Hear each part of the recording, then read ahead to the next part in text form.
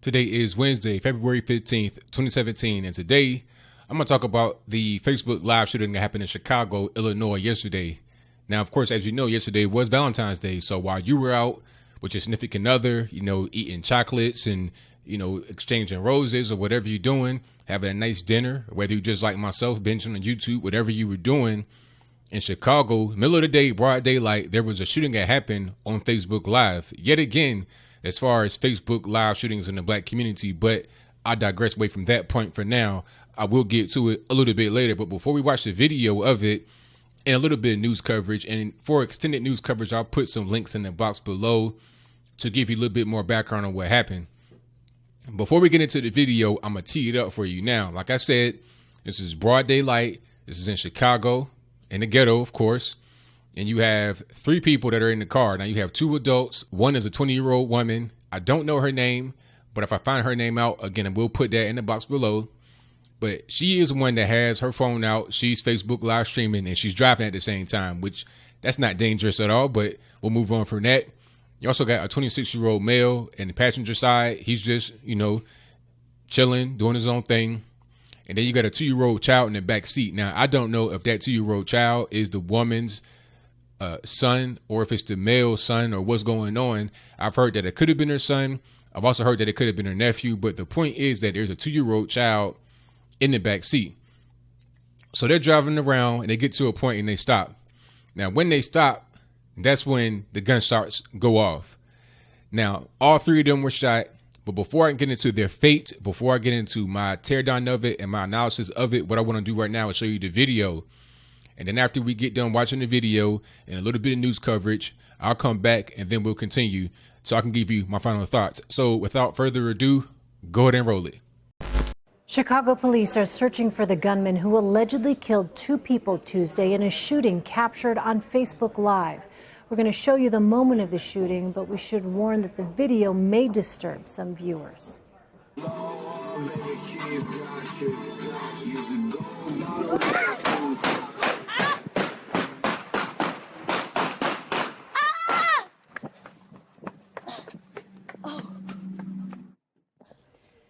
The woman in the video survived, but both passengers, a 26-year-old man and a 2-year-old boy seen earlier in the video, were killed. The woman told police that another car blocked her as she drove through the alley. A gunman got out of that car and began shooting. Police are reviewing the Facebook video for potential leads on the shooter. So, all right, you see what's going on there. You see what happened. You see how violent that was. It was crazy. There's a full extended version of that where she goes in the house with her phone, by the way, because as you saw, like I said, there was a 2-year-old child in the back seat. Now, as the gunshots go off, she didn't even think about getting the baby or, the 2-year-old, the toddler. She just ran, but she didn't drop the phone. So she was able to get the phone, but left the baby. Well, that's a whole different story I'll talk about in a little bit. But you saw the video, you see what's going on there. Everybody was shot. The 2-year-old, unfortunately, has passed away, as did the 26-year-old male. But the woman, the 20-year-old, she's in the hospital in a critical condition, but she did not die. She got shot in the stomach, and I think maybe some other places, but I know she got shot in the stomach. And by the way, I've also heard that she was pregnant, so maybe the unborn baby is also deceased. That was really a crazy video. It was really sad. It was really unfortunate. But this is not the first time we've seen this. This is kind of a normal thing, unfortunately, in the black community when you have people that get shot live on Facebook. If you remember, I think I did a video about this before. I may have talked about it before on my social media. There was a Facebook live video in my local area in Virginia, not too far from where I live at right now. I could almost walk there. It'd be a very long walk, but it's not that far away. Where you had the same situation, people sitting in the car, listening to music, smoking weed or whatever, and all of a sudden, bop, bop, bop, bop, bop, they get shot. Now, I can't really remember if anybody died in that situation. The person that I know of, the person that had his face in the camera, I don't know him, but I know who he is. I know people that know him. He's about 27, 28 years old. He was shot. He did not die, but he's paralyzed now. That's normal. I know individuals that have been shot and are paralyzed now. I know people like that. I know a guy that came from New York to come down here to do whatever he was doing. He got shot. He's in the wheelchair. So that's not anything that's outside of the ordinary. And you also saw in Chicago where you had the 4 black thugs that kidnapped and tortured a 18-year-old white male who had special needs. You know, that situation was crazy. And again, also streamed live on Facebook. This is not anything uncommon. I mean, you always see a black person get shot and killed on Facebook while they're streaming themselves, just, you know, outside. You know, they're smoking weed, listening to music, whatever they're doing. All of a sudden, bop, bop, bop, bop, bop, they get shot, they get killed, whatever. Some would say that they're kind of ruining the platform, they're ruining Facebook Live. But what I think is happening beyond that is that they're giving you a window into the life of an average black person. They're giving you a window into it. These are things that I've seen my whole life growing up. You know, I would see the white people get beat up if you come through a black neighborhood. That was normal. I didn't even live in the ghetto. I just lived in a low income black area for most of my life up until I got to high school, and then I moved to like a kind of a more mixed area. So I would see stuff like that. And as far as the shooting is concerned, that's normal. You got taught as a kid, you know, if you hear anything sound like popping, firecrackers or whatever, you just duck down on the ground because you don't want a bullet to come through the door, to come through the window, to come through the wall or whatever it is. I remember when I was in elementary school, a girl got shot in her face in her house. She had went to the door when somebody knocked on it. When she opens the door, point blank range. That was normal. Some people will shoot you through your actual your house. They shoot up your house. They shoot up your car. That's normal. And the reason why I kind of point this out is because a lot of people that are on the outside looking in don't understand that. They don't understand these things are normal. They don't understand when a black person gets shot and killed by the police. They don't understand that is small potatoes because they don't see the everyday violence that happens in the black community that is perpetrated by other black people. They don't understand that the person who got shot by the police was probably violent and will probably go out there and do something like what happened on Facebook Live. They don't understand when somebody get a long sentence from the black community that they probably had an extensive rap sheet already more than somebody else. They try to compare, oh, black people get harsher sentences for crimes than whites. That's not true. If anything, we get less harsh sentences. If we ever get a harsher sentence, it's because we got an extensive rap sheet. You might have 80 crimes or 80 arrests before that, and then this might have been your 81st and you did something egregious. Versus a white person who may have no record and just have that same kind of crime. Of course, the penalty will be higher for the black person because they already had an extensive rap sheet. And the truth is, places like Chicago, the gangs do not respect the police because the police don't really have, they're not backed up by the court system because the police can go out there and do all they want to, be proactive, arrest people or whatever. But at the end of the day, if the people that are getting arrested are caught and released right away, it does nothing to arrest them. You're playing a constant cat and mouse game. I was reading this Facebook post from a Chicago police officer who was black. They may be active, they may be retired. I'm not quite sure. But the post was saying the main problem with Chicago is lack of any strong penalties towards the criminals. And like I say, if you're on the outside looking in, you don't understand that. I've been in the courtroom with guys that got lightened sentences, you know, guys that would get off of probation for, shooting somebody. I've seen it. But see, people don't understand that on the outside looking in. They look at MSDNC, all these fake news media outlets. They give you all these fake stats about how badly we're treated by the police, by the criminal justice system and everything else. But they don't tell you the full story. They don't tell you what's really going on. It's all lies. It's all made up to cater to people that want to feel sympathy for the black person, but it does not tell you the true story. And a lot of times these judges that are in these seats that give out these light sentences believe what they see on TV as well, because at the end of the day, they're human beings too. So they think they got some kind of right. They got some kind of duty to be a champion to help the poor, innocent black person. But in reality, all they're doing is victimizing poor, innocent black people that have to be terrorized by these murderous animals, these thugs that come into the community and destroy it. Back to the Chicago police officer. He was saying that he caught a 16-year-old black male with a loaded 45. Illegal. You can't have a gun at that age. And in Chicago, you got tough gun laws. So why was he released in 2 hours? In 2 hours, he was released. A few days later, he goes on to shoot and kill a 7-year-old black girl. That's what happens. You got a high recidivism rate in the black community because you got a high rate of catch and release. Just like Freddie Gray, the guy who died in police custody in Baltimore, Maryland. People want to go out there and riot for Freddie Gray because he died in police custody. They don't even know how he died, what caused it, or what. They just know that he was in the van when he died, so it must mean that the police killed him. But they don't want to talk about how he was like only 25 years old and had already been arrested 25 times.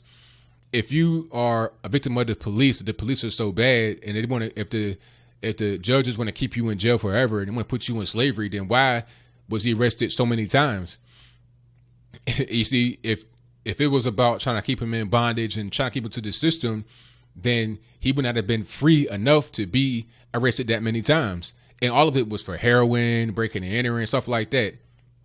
So what are we really doing here? What's really going on? The problems are not being solved. It's a lot of political games being played to please certain people that are in power to say, you know what, I did something for the black community. I did something for the Negro. I let this murderous gangbanger criminal thug get out in an hour so they can go out a week later and kill a little girl or a baby.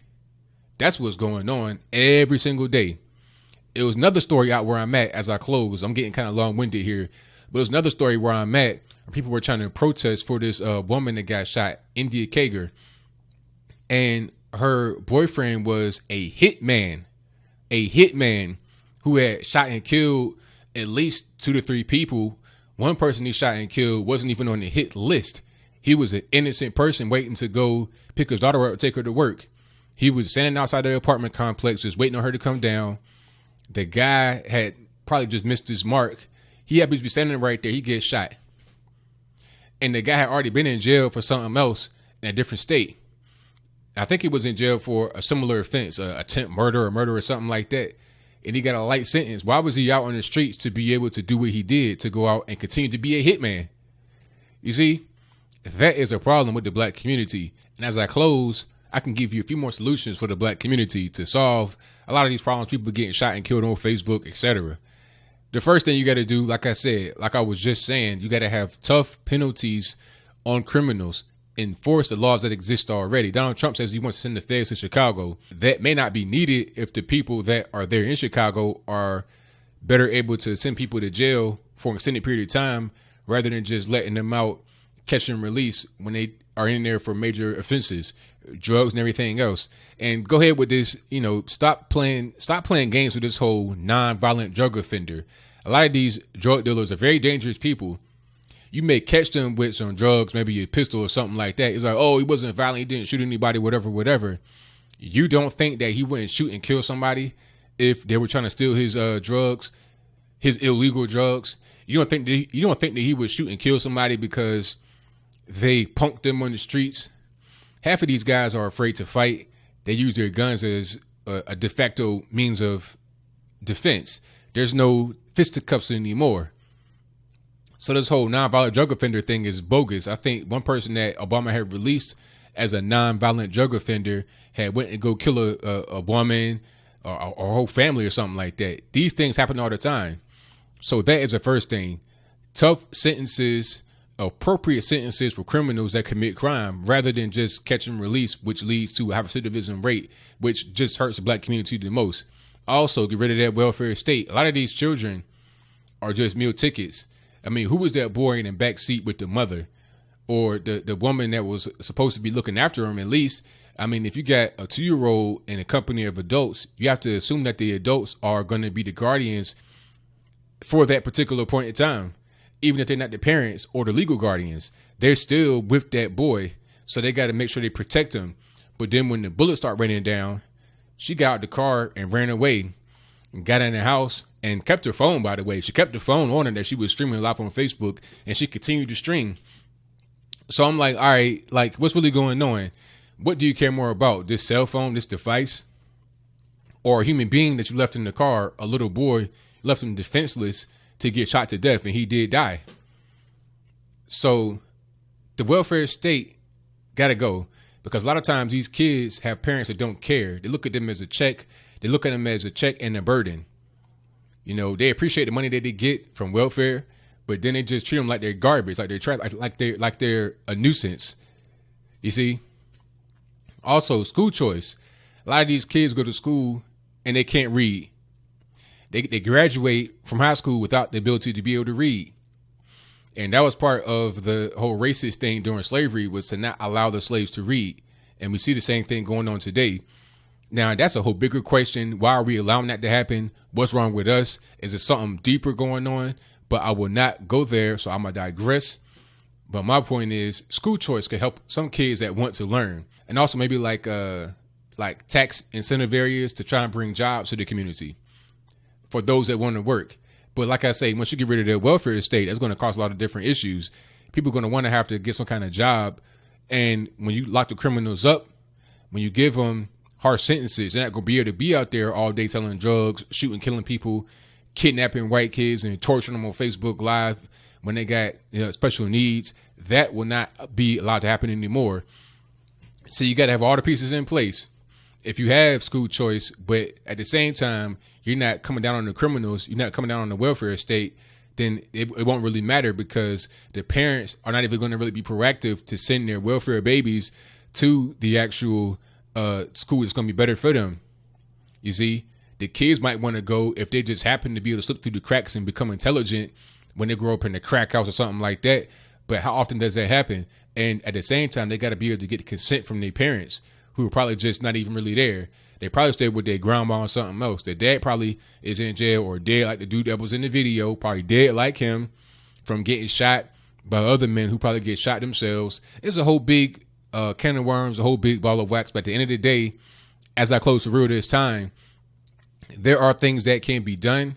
But at the end of the day, it takes people that want to do those things for those things to happen. So what do you think? Do you think that this situation could be prevented from the things I said, from my solutions? Or do you think this is just kind of part of course? You got the black community just pretty much showing how they are. Drive-by shootings, kidnappings, abductions, whatever you want to call it. It's a common occurrence.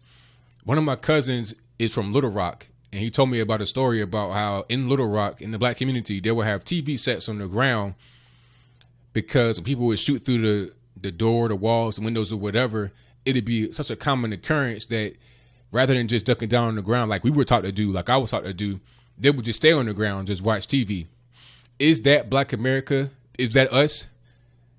Is it us? Has it always been us? Can we go back to a time when it was not us? Or do you think that this is like some kind of conspiracy, some kind of white supremacy? Now, if that's the case, then how can you say that when there's been nobody white ever to shoot somebody black on Facebook Live? I've never, ever seen that. Anytime I've ever seen anybody get shot on Facebook Live, it's always been a black person, and it's always been a black shooter. Every single time. Don't talk about suicide. Don't talk about nothing else. I'm talking about shootings. People getting shot in their car. People getting shot while they walking. People getting shot in their house. Whatever it is. People getting kidnapped. There's always somebody black behind the trigger. There's always somebody black behind the actual offense, their aggression. But why? Whatever your comments are, let me know in the comments below. That's all I got to say for this video. If you like what you heard, please comment, rate, share, and subscribe. Peace.